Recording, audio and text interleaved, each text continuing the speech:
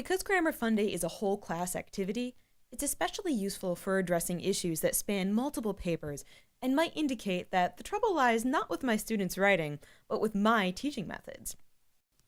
These sentences come from student papers in which they selected a persuasive article and analyzed how its author uses the rhetorical appeals pathos, ethos, and logos to forward an argument. As I graded the papers, I noticed that very few students were correctly identifying quotes that actually demonstrated pathos or emotional persuasion. I isolated several examples of misidentified pathos and one correct example, hoping I could get those students who did understand pathos to help the ones who didn't. Working. The second one, being independent is often confused with being invincible or unneeding of assistance.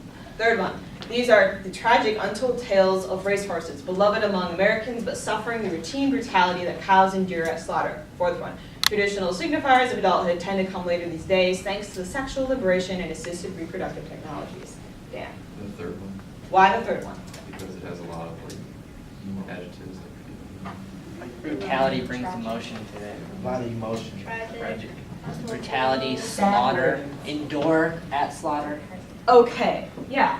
And this is an important distinction to make because I think what was happening is that for this one, for example, we're hospitalized and the antibiotics weren't working. Someone maybe thought that this is a sad situation. Like, oh, a lot of people are in the hospital, the antibiotics aren't working, that's sad. But do any of these words actually make you feel sad when you read them?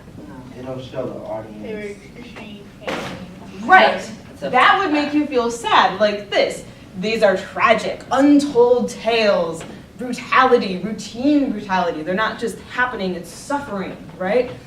They're enduring these things. They're not just being, you know, It's not Nick's they're not just mother. being butchered, or not butchered, but I guess killed or whatever, they're being slaughtered.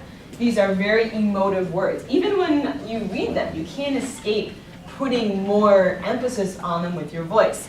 This is pathos, none of these are pathos. This was like... Since this Grammar Fun Day, I've used shorter sentences like these, containing more distilled examples of the rhetorical appeals, to teach rhetoric from the get-go, resulting in more students understanding the concept from the beginning.